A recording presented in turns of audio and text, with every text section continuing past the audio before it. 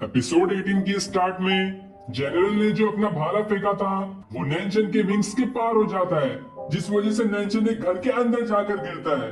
तब नैनचन के पीछे एक आदमी आ जाता है जो उससे कहता है, मैंने सोचा नहीं था कि यहाँ पे एक डेप्यूटी कमांडर आ जाएगा, पर खैर जो भी हो, तुमने यहाँ आकर बहुत बड़ी गलती कर दी है। और जब नैनचन पीछे मुड़कर उस आदमी को देखता है तो वो उससे कहता है, अरे येंग, तुम तो बहुत ही ज्यादा बड़े हो चुके हो। येंग उससे कहता है, तुम ये सब बातें छोड़ो और जल्दी से यहाँ से चले जाओ।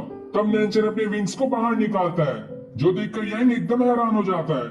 नैनचन येंग से कहता है, तुम्हें मेरी टेंशन लेने की कोई जरूरत नहीं है, मुझे कुछ नहीं होगा। हम दोनों पहले कितने अच्छे दोस्त हुआ करते थे और हमारी कितने सालों बाद मुलाकात हुई है।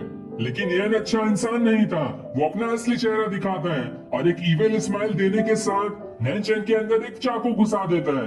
नैनचन उससे कहता है, मैंने तो तुम्हें अपना दोस्त समझा था, तो आखिर तुमने मेरे साथ ऐसा क्यों किया? यंग उससे कहता है, तुम अभी बहुत ही ज्यादा लापरवाह हो गए हो।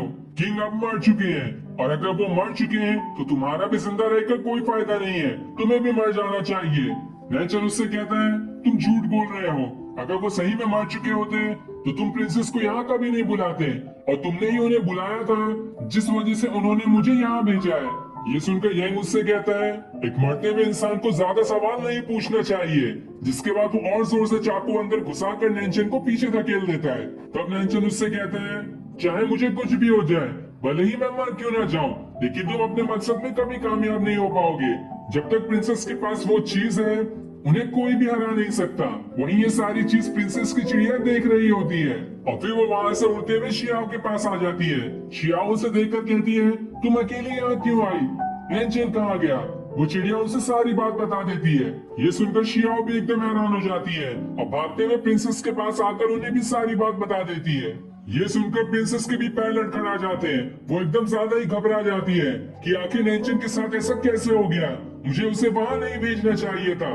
पर फिर भी वो शियाओ से कहती है, तुम्हें टेंशन लेने की कोई जरूरत नहीं है, नैनचन को कुछ नहीं होगा और किंग अभी तक जिंदा है।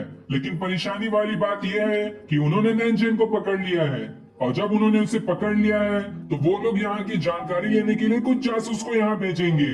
मैं चाहती हूँ तुम पूरे शहर में एक बात फैला दो कि प्रिंसेस को बहुत ही बढ़िया खजाना मिला है। इसलिए शियाओ इस खबर को फैलाने के लिए वहाँ से चली जाती है और उसके जाने के बाद प्रिंसेस खुद से कहती है, नैनचन को मारना इतना आसान नहीं है। मैं जानती हूँ उसने जानबूझ के ही ऐसा किया होगा ताकि किसी का उसमें शक न जाए और मुझे पूरा विश्वास है कि पिताजी अभी तक के जिंदा होंगे।